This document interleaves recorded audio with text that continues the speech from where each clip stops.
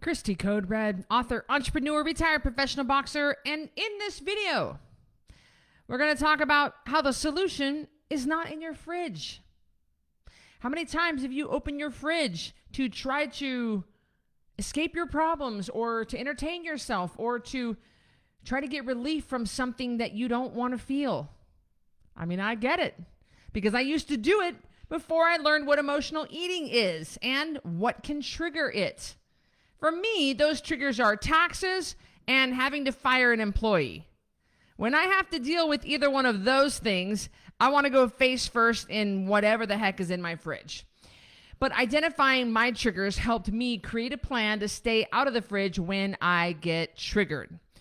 Logically, sorry, I just burped. Logically, we know that eating food isn't going to solve anything, but the problem is still going to be there waiting for us when we finish eating and just poop everything out. But when you're desperate for things to be different or just to feel better, food is an easy, accessible, fast way to distract yourself.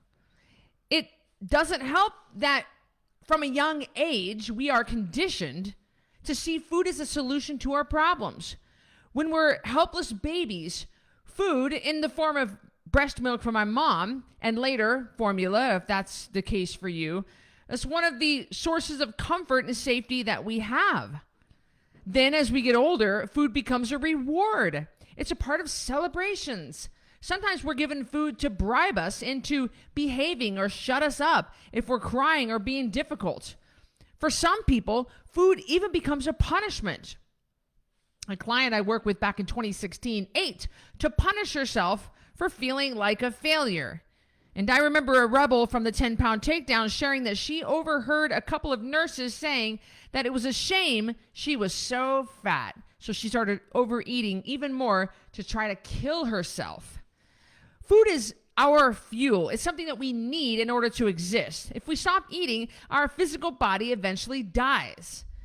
That's why it's horrible that the food that we need to live has been corrupted into something that hurts us physically, mentally, emotionally, even when we think that it's helping us get through something.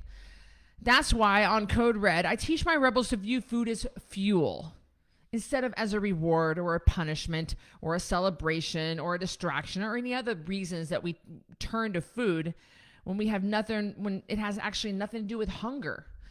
When you see food as fuel, you can stop getting so emotional about it.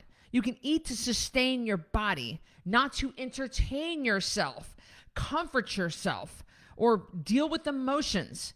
Seeing food as fuel doesn't mean you can't enjoy what you're eating. That's taking it too far the other way. What it means is you put a little emotional distance between yourself and food and find other healthier ways to deal with your emotions. Treating food as fuel also helps us lose weight. But because most of the time when people eat, they aren't eating because they're hungry. They're eating for one of the other zillion reasons that have nothing to do with hunger. I mean, next time you want to eat, take a long, hard look at the reason you want to eat. Are you actually physically hungry, like grumbly in your tummy? Or does the food just sound good to you for some reason? If it's not physical hunger, then think twice about eating because odds are you're not treating food as fuel in that moment. Treating food as fuel takes some getting used to, especially if food is one of your coping mechanisms. But it's worth all the effort, especially if you're trying to lose weight or keep the weight off that you've already lost. What really helped me identify my emotional eating triggers is watching the series What's Eating You. That's an online course that I offer my rebels. I watched it in order to approve it to be sold, and it totally changed my life. See, What's Eating You teaches you how to identify your exact emotional triggers and then create a plan to outsmart them.